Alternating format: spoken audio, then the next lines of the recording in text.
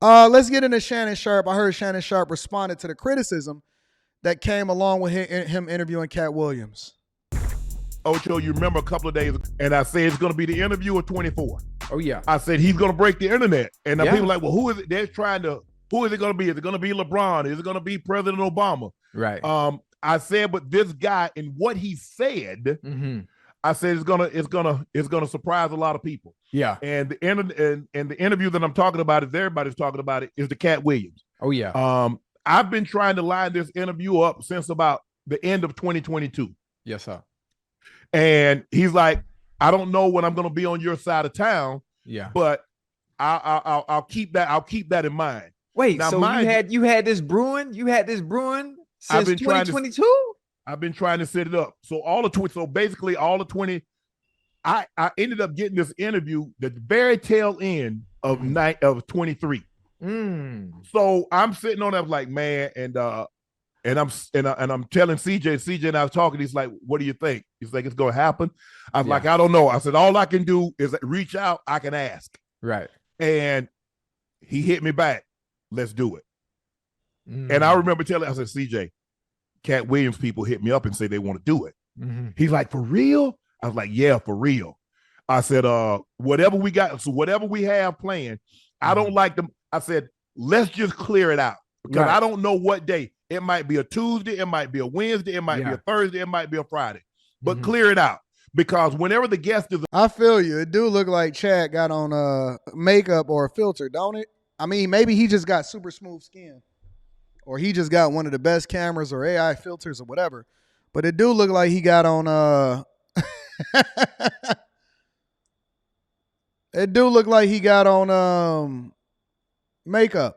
And you know what's so crazy is that I seen the premiere of that Katt Williams video live.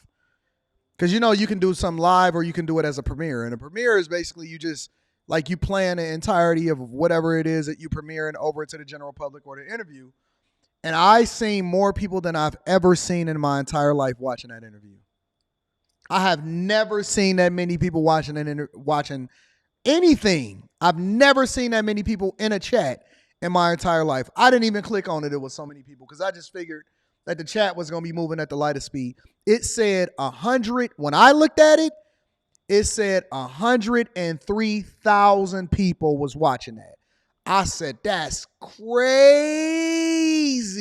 I have never seen over 100,000 people. When I looked at it, it said 103,000. And I was like, what the heck is going on over there? I ain't never seen no junk like that in my entire life. Ever. And so he was absolutely right. Katt Williams was right. Shannon Sharpe was right.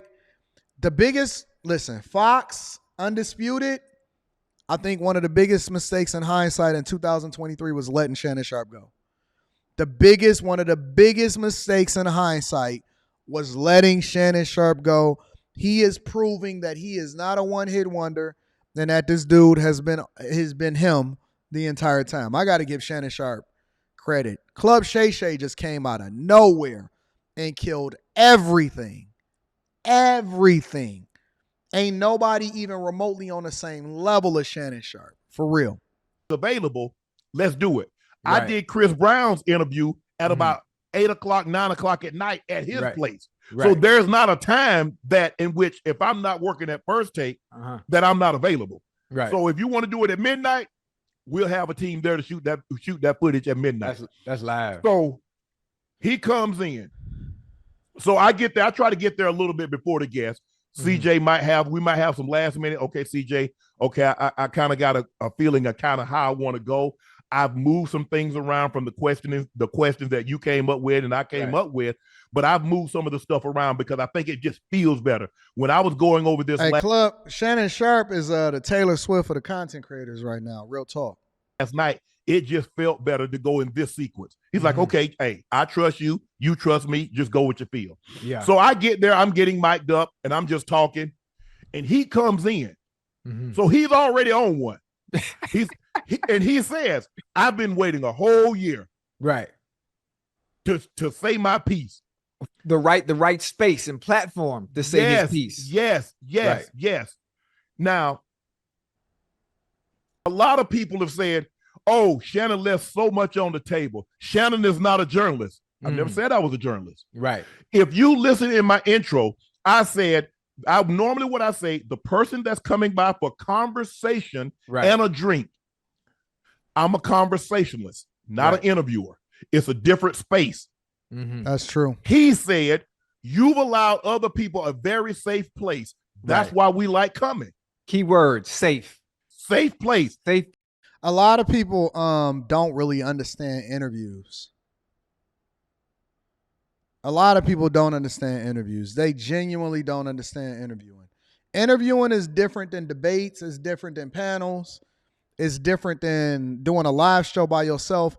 There's a different dynamic to every single aspect of it. And what I try to do personally, and I don't know about Shannon Sharpe, what I try to do personally is I try not to have an opinion when I'm interviewing somebody. One of my very first interviews, no, it was not Charleston. I think, no. One of my earlier interviews was Brittany Renner, right? And when I had Brittany Renner on the platform, she was telling her story and stuff. And my goal earlier, and I think that I've even grown as an interviewer significantly, because I was listening to the responses of the people, my goal as an interviewer is just to keep you talking, give your authentic thoughts. I'm not there to debate you. I'm not there to berate you. I'm not there to hold you accountable. I brought you on there so you can get out what you want to say on the platform. And so when she got out what she wanted to say on the platform, my goal was to let her tell her story. I'm not there to try to debate you. I'm not there to try to change you. I want you to give as much information as possible based off of how you feel, because I'm here to give you a platform, not to try to hold you accountable. And people don't understand that. But the numbers understand it, and the numbers do what the numbers do, and so we with it. Place. I've also said on numerous occasions, if you want 60 minutes, if you want Dateline, if you want 48 hours, I'm not the place for you. Right. Go to those places and get those type of interviews. Right. Go to Lester Holt. Go to Nora O'Donnell. Go to, I'm not. And the reason why I learned that, and Shannon is right, is because I used to listen to the early Drink Champs interviews. I used to listen to the early Drink Champs interviews, and I used to look at the comments, and I was frustrated too. And Nori used to interrupt the person that was talking all the time in the middle of the thought. And people used to say, oh man, Nori, you be quiet, let him talk. And so I started to change how I looked at interviewing differently, because I seen that the people was there to check for the person that you interviewing, and that you just got to find the right questions or the right dialogue to get it out of them. They're not necessarily there to hear you debate them. That's not what that is. Mike Wallace, rest his soul. I'm not Ed Bradley, rest his soul, or Dan Rather, or Walter Cronkite, rest their soul. Tom Brokaw. That's not who I am. Right. So if you want those type of interviews, you need to go to places that have those type of interviews. Right. Now, the problem is, Katt Williams was my 102nd interview. I didn't even know that Shannon did that many interviews. Gosh. On Club Shay Shay. He was the 102nd. Nobody said anything. Oh, but Shannon, you left this on the bone. I've had Magic Johnson. I've had Steve Harvey. I've had Michael Blackson. I've had Cedric the Entertainer. I've had I didn't even watch most of DC those. Young Fly. I've had a lot of people. I watched Nobody Steve said Harvey anything about pushback and follow-up questions until I got Katt Williams on. Yeah. And this thing took off like wildfire. And the people that's commenting is like, you got 200 followers. You can't be a journalist with 200 followers. Right. Because even people that don't know the journalists, they got at least 4,000 or 5,000. Right. You're upset that he said everything that he said, and he said it on my platform. Yeah. Right. And now it's bringing attention to my platform. People are jealous. People are jealous. People are absolutely jealous at the fact that Shannon is the one that got Katt, and they wish they had been the one that did it. If they can reverse time, they will be the one that was chasing down Katt. But that was just it's what it was supposed to be. It could not have happened any better on a better platform then that platform for him to address the different people that came on the platform that said what they said. Katt Williams was supposed to go on Shannon Sharpe platform, and nobody else could have did it the way that he did it. Shannon listened. He let him get his thoughts off. When Shannon would go to talk, sometimes he would stop in the middle of what he was saying because Katt started speaking. It was what it was supposed to be, and you cannot be a hater or be jealous at Shannon Sharpe because he created the platform and created the space for Katt Williams to do what he did. You can't. People need to get that jealousy out of their heart. Give him his props. Give him his credit. Give him his props. Give him his credit. He did what he did, and it popped off, and it was great. People are still talking about it a week afterwards. I'm talking about it a week afterwards. Mm-hmm. Just like I've had Ricky Smiley on. Mm-hmm. I've had Steve Harvey. Mm-hmm. You didn't say anything. I didn't push back about Steve when he said things about in his marriage. You didn't say a word. Yes, we did. Yes, we did. We called y'all both simps. About his daughter, you didn't say a word. Right. I asked Cedric about did he steal Katt Williams' joke. You didn't say, Shannon, you didn't follow it up.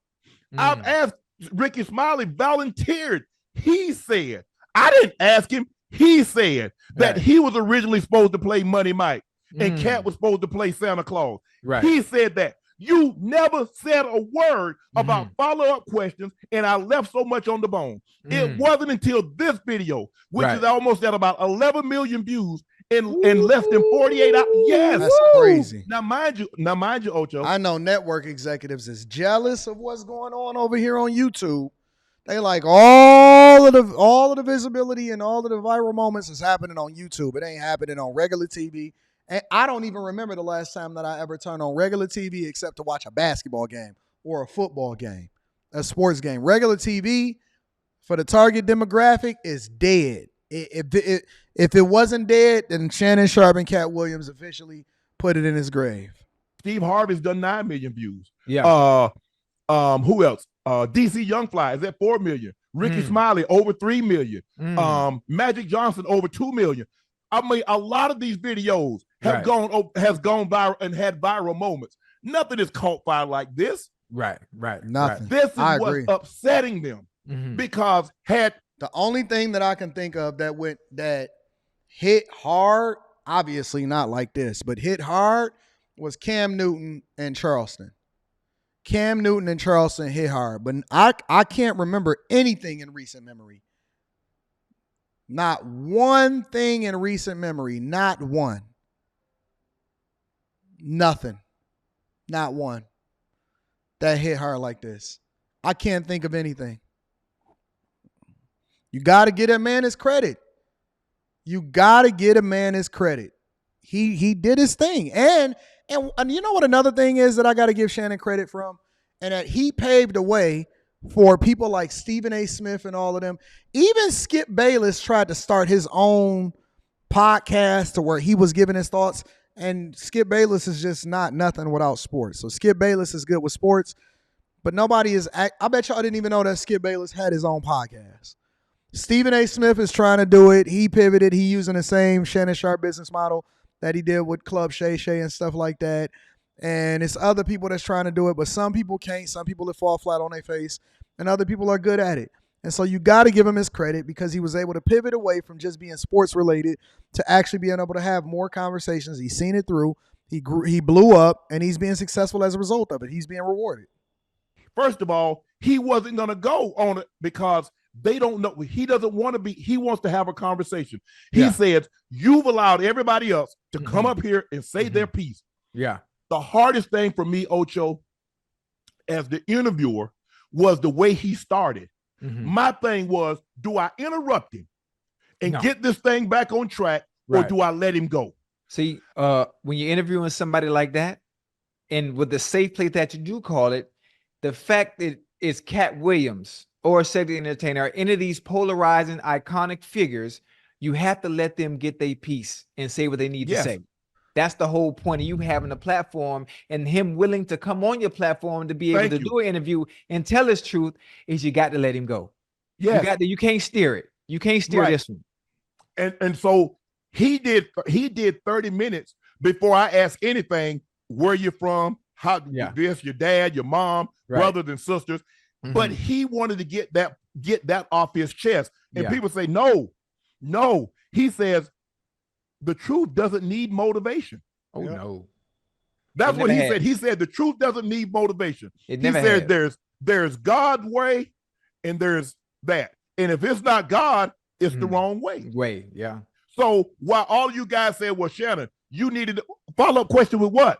I said I didn't ask no follow-up question when said he didn't steal the joke. Right. That's not for me to decide. You can't tell somebody how to run their platform. And I guess it's a good thing because when people start to debate about it and they feel a certain type of way about it, you know, that means that you did a good job. You decide. Mm-hmm. You decide who do you agree with. That's Mhm. not my decision to make. Right. I told you when I first started this, my very first interview was my brother. I said, my job, I'm going to try to bring you some of the biggest celebs, entertainers, and athletes Right. that I can possibly bring. And I'm going to allow them to have a conversation and maybe tell you something or share something with you, Ocho, Mhm. that they've never said, Right. or they've said it such a long time ago, you don't remember it. But I want that entertainer, that celeb, or that athlete to share some things with you and give you a different glimpse of who or she or who they are, he or she. That was it. I never said I was a journalist. I never professed to be a journalist. Mm-hmm. I'm an entertainer. Yeah. I have entertainers.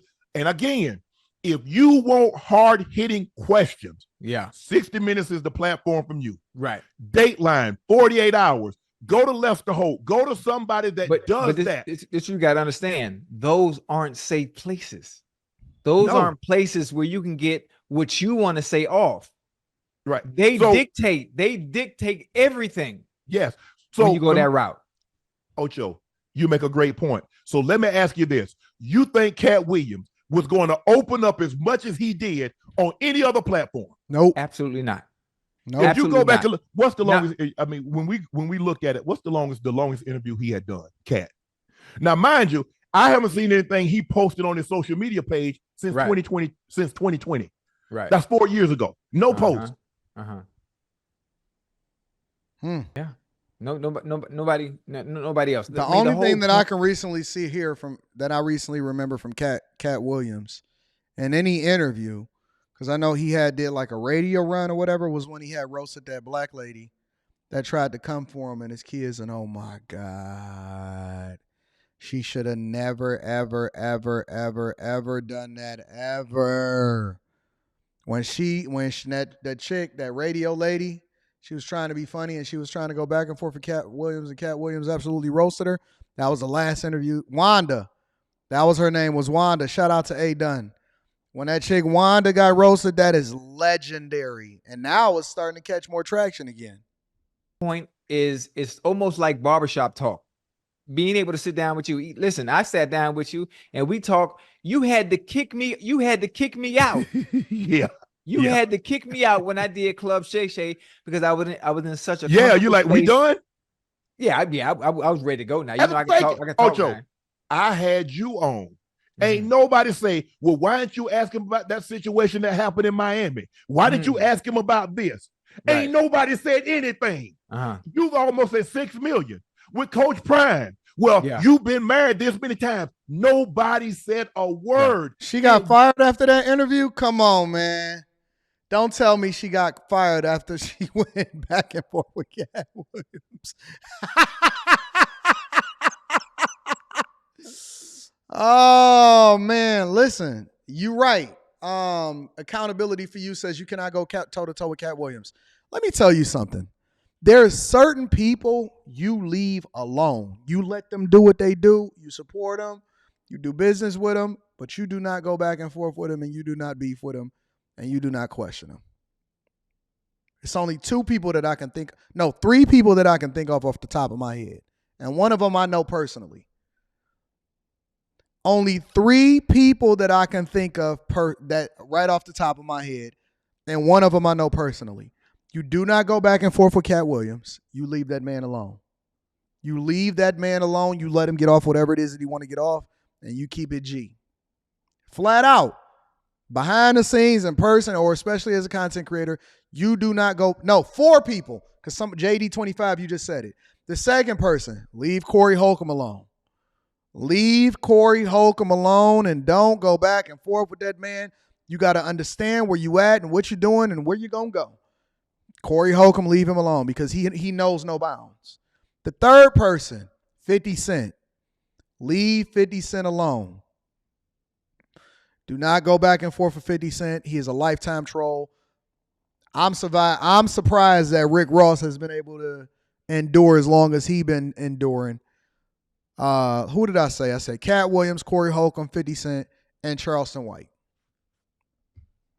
Charleston White. Don't go back and forth with Charleston. Listen. If he your homie, be his homie. If you gonna do business, do business.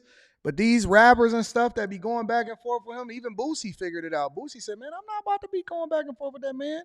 Let that man do what he do. That's the four. That's the four. The four that I know right off the top of my head is Corey Holcomb, Katt Williams, 50 Cent, and Charleston. You do not go back and forth with those people. You let those people be whatever it is that they want to be. If you got a discrepancy, then maybe you handle it behind the scenes. But other than that, you let them be. Cameron, I seen Cameron, what he did to, but Cameron don't really spaz out most of the time. He be chilling. Cameron only did it one time. You know what I'm saying? But other than that, man, you better leave them people alone. Leave them people alone, bro.